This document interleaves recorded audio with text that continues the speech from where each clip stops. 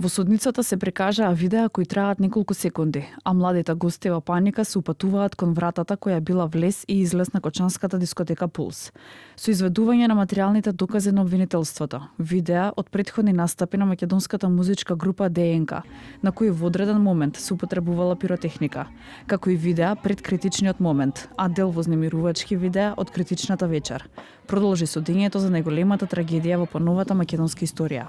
Обвинителството посочуваше на видеа на кои се гледа ширењето на пожарот, потенцираше на чадот, големата посетеност на гости во објектот, но и на видеа од како се изгаснал пожарот, укажувајќи на самиот објект и материјалите, на прозорците, кровот, вратите. На почетокот на судењето, иако одбраната бараше да не се читаат два искази на сведоци, со образложение дека девојките, како што наведоа, имале душевно растројство, зашто покажале вештачењата. За обвинителството нема пречки, нагласувајќи потребата од заштита на жртвите и избегнување дополнителна виктимизација. Судот дозволи да бидат прочитани исказите.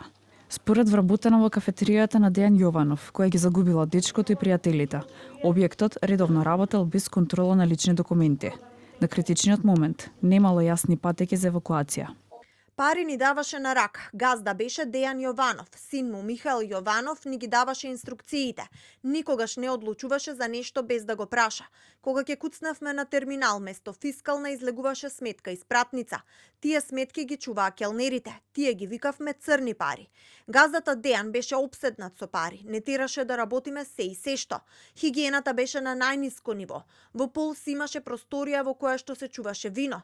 Имаше пукната цевка, мирисаше лошо. Не тераше да ја чистиме. На исказот реагираше обвинетиот Михаел Јованов, синот на прво обвинетиот Дејан Јованов.